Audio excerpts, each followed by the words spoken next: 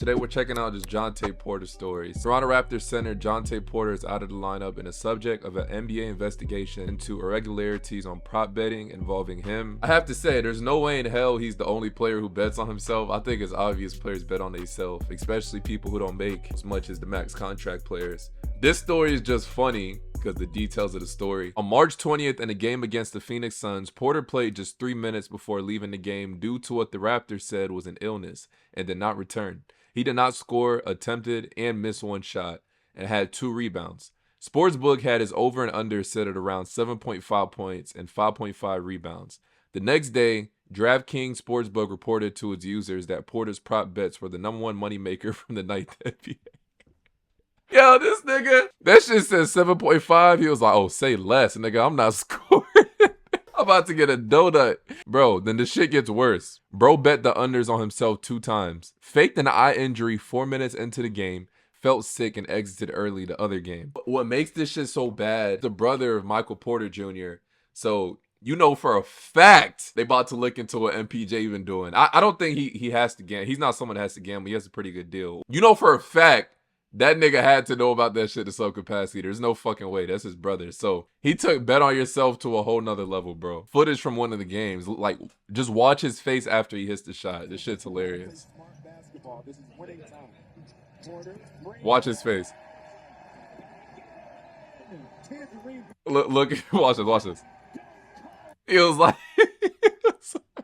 He was like, fuck, I done fucked up my parlay. Another thing with Jontay Porter, right? They said he once turned 5K into 100K. I'm going to play the clip in a second. He co-founded a firm that sells trading tips. On this 2021 podcast, he talks about some of his best trades. Now, look, all those people who are big on like the stock markets, investing, all that shit, like, oh, I flipped this into this. Some of them might be telling the truth. Don't get me wrong. But a lot of these niggas be fucking lying. They're not flipping 5K into 100K in one night. A lot of these people are making $5,000 bets.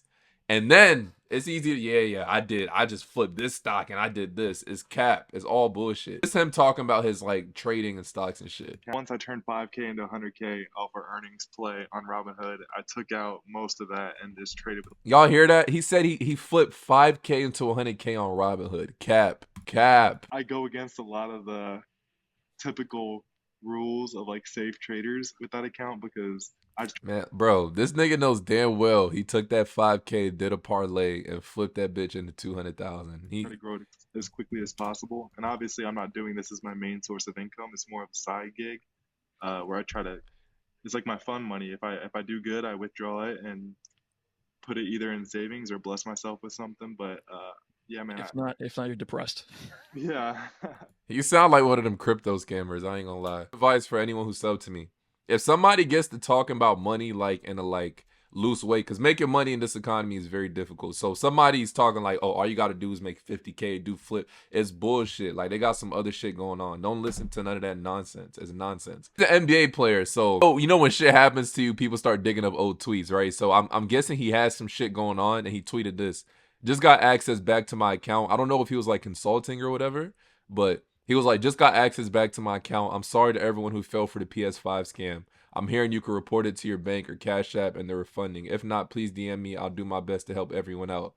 JJJ was like, nah, I want my PS5, nigga. This is what his coach said about it. The Raptors coach said he became aware of the investigation shortly before Monday night's game. I never doubt injuries. I never doubt honesty from players. Obviously, I've never had a situation like this before. He added that he had not discussed the matter with his team. I don't know their reaction. I just know nobody wants those kind of situations to happen to anybody, to any team. We just got to deal with it. As bad as this looks right now, he's not the only person that does it. He just got caught. This is his salary. His whole time in the NBA, he also played with the Grizzlies. I think he's on a 2-way contract currently. So in his whole career, he's made about $2 million. There's no way in hell he's the only player that does this shit. That's a fact. Now, the other day, Tyrese came out and he spoke about how sports betting is hurting sports. A lot of his fans bashed him, which I agree with the fans who bashed him because he tried to word this shit like not getting paid 200+ million. Not everybody cares to hear how we feel or, I mean, that's just the point blank period. I mean, to half the world, I'm just, helping them make money on DraftKings or whatever. You know what I mean? Like I hate how he worded that shit like he's not getting paid 200 M's. Like, what? Of course they wouldn't fucking feel sorry for you, Tyrese. I wouldn't feel sorry for you, bro. You know what I mean? Like, that's what my social media mostly consists of. You know, I think it's important for us to like have somebody to talk to, and like I think all that stuff is like it can be funny sometimes. And somebody's like, you know, I lost $1,000. I don't give. They not voting for this nigga.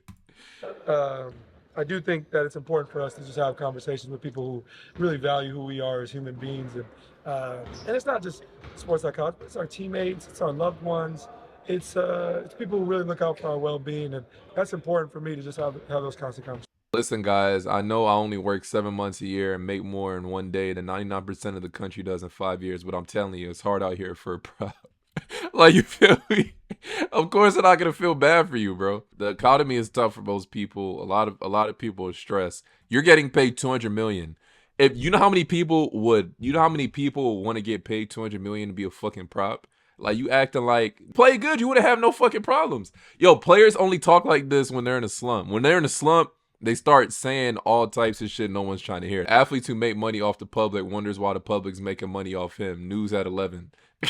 You feel me? Then on top of that, the NBA just partnered with FanDuel. The NBA is adding live betting to NBA League Pass. Viewers will be able to see betting lines on a screen in real time, select the bet they want to place, and then be taken directly to FanDuel or DraftKings to place it. It feels like every league will do this feature. You can't even blame Jontay Porter for putting bets on himself. The NBA, the NBA low-key, you know, I'm not gonna say they're at fault, but like y'all gotta take some credit too. You guys are siding with the gambling companies. The dude just wanted to make some money off himself. You can't really hate on that. That's the problem with gambling. Like we said, it takes the purity out the game. I look at it like anything. I think it's like weed or drinking. Like there was a time where both were illegal, but I think it gets to the point where they realize like, yo, people are gonna do this shit regardless. We might as well just make money off it. They legalize it, but they also still want some type of control under it. You know what I'm saying? So that's all it is. So you can't really fault, you know, Jontay for betting on himself. On top of that, I think he's a two-way player. So trying to make some extra money for himself. You heard about him. He did sound like a crypto scammer on that vid, but I don't think he's the only player. I don't think he's the only player that does it. They're probably going to start looking deeply into, you know, what other players got going on. But y'all let me know your thoughts on that in the comment section. And as always, it's your boy, FA out.